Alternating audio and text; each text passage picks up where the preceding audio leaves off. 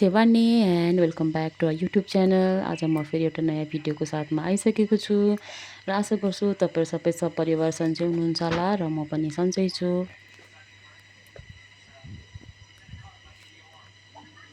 अहिले चाहिँ बर्खा सिजन हो है, अन्त कन्टिन्यू पानी परे नै भए पनि बेला बेला बिचबिचमा चाहिँ घाम लाग्दै थियो नि त। त्यही चान्समा चाहिँ मैले नानीको छुट्टीको बेला है लुगाहरू सबै धुएँ, ब्ल्याङ्केटहरू प्लस नानीको सानोतिनो खेलौनाहरू सबै।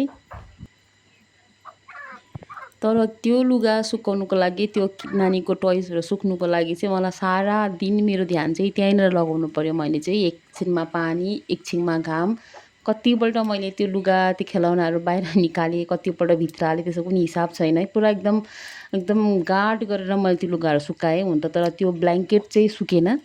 तर नानीको खेलौनाहरू चाहिँ सुक्यो है। तर दिन चाहिँ हुन्छ नि, बिचबिचमा पानी पऱ्यो भने दिन चाहिँ एकदमै राम्रो, वेदर चाहिँ एकदमै राम्रो भयो।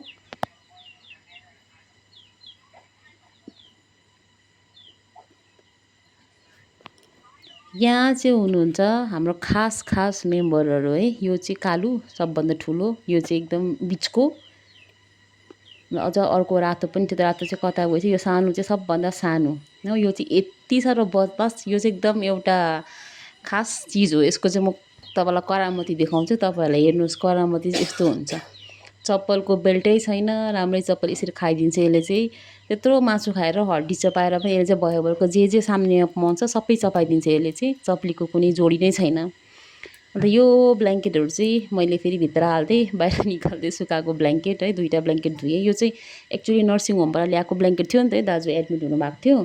त्यो नर्सिङ होममा लगेको ब्ल्याङ्केट राखेकै त्यही मैले आज चाहिँ मैले धोइदिएँ। अन्त भयोभरको खेलौनाहरू चाहिँ धोएर च्यादरमाथि पल्टाइदिएँ। दुःख सुख सुक्यो सुक्नु चाहिँ।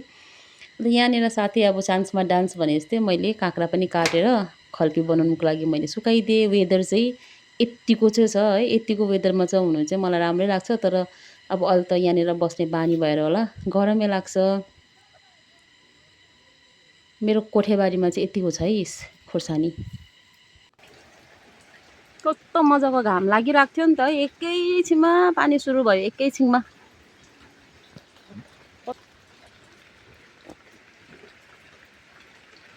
तर यस्तो पानी पर्दाखेरि चाहिँ मलाई चाहिँ घरमै छु भने चाहिँ मलाई एकदमै राम्रो लाग्छ यस्तो वेदर है। अब घरभित्र काम गर्नु मलाई केही जस्तो पनि लाग्दैन।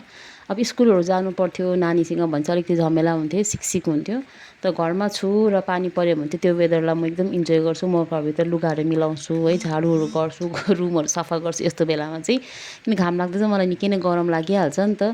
तर मलाई याद छ कि पहिला हामी अब सिलगढीमा फर्स्ट गएर आउँदाखेरि त्यो टाइमको वेदर अर्कै थियो हाम्रो यहाँ बस्तीमा है। यति बेला आउँदाखेरि जुन जुलाईतिर अगस्ततिर आउँदाखेरि चाहिँ हामीले स्वेटर लाउँथ्यौँ, हुन्छ नि, जाडो लाग्थ्यो। अहिले त यहाँ पनि गरम नै लाग्छ, यहाँनिर फ्यानै लाउनुपर्छ। सायद अब वेदर पनि त्यस्तै पुरा समयको हिसाबमा सब कुरो चेन्ज भइसक्यो है। कस्तो दामी घाम लागेको थियो नि त है, टङटङ घाम लागेको थियो बिहानदेखि। अलिकति त्यस्तै ढुसढुस परेको दिन भए पनि 12 बजेको बाद पनि दामी घाम लागेको थियो। तर अचानक चाहिँ यस्तो पानी पऱ्यो है, एकदम लुगाहरू चाहिँ कस्तो स्पिडमा चाहिँ मैले घरभित्र हालिदिएँ है। अब अगस्ट पनि लाग्यो है, र अगस्टको चाहिँ हाम्रो हिल्समा चाहिँ हाम्रो पाहाडमा चाहिँ रमझम नै अलग हुन्छ नि त है। अब हर स्कुलले पार्टिसिपेट गर्छ है, ड्रिल प्र्याक्टिस गर्छ, ब्यान्ड प्र्याक्टिस हुन्छ, कल्चरल डान्सहरू प्र्याक्टिस हुन्छ। त्यो सबै चाहिँ एकदमै राम्रो लाग्छ। किनकि स्टुडेन्ट लाइफमा चाहिँ म चाहिँ एकदमै लजाउँथेँ क्याउ डान्सहरू। कहिले म डान्स गर्नै जानिनँ, कहिले मैले डान्सै गरेन है। र योपालि चाहिँ म इन्जोय गर्छु 15 अगस्ट मेरो छोरीको साथमा भनेर मैले सोचिरहेको छु। यहाँ चाहिँ अब बेलुकी इभिनिङमा है, राति खानापिना पकाउँदै म चाहिँ अचार लाउँदैछु। यो डल्ले चाहिँ मैले यहाँनिर भरेँ कि त्यो चाहिँ मैले खिचेन रहेछ है। यो चाहिँ दाजुले बजारबाट किनेर ल्याउनु भएको, त्यो भरेको। किनकि घरमा त डल्ले फलेन योपालि। अन्त यो खल्फी चाहिँ मैले तपाईँलाई दिउँसो सुकाएको मैले देखाएको थिएँ। यो जुन बिचमा मैले यो दाग लगाएको छु नि पिस पिस गरेर, यो चाहिँ सुक्नुपर्छ नि त। यो लगाएको कारण चाहिँ के, यसको बिचको मोइस्चर पनि घामले सुकोस् भनेर।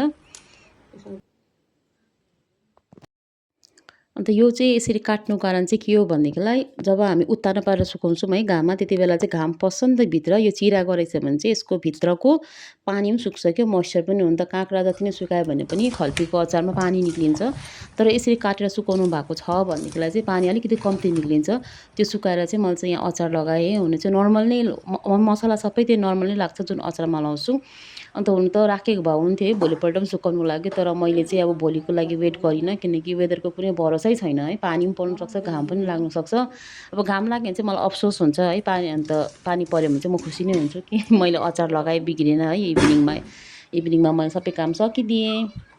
Thank you for watching.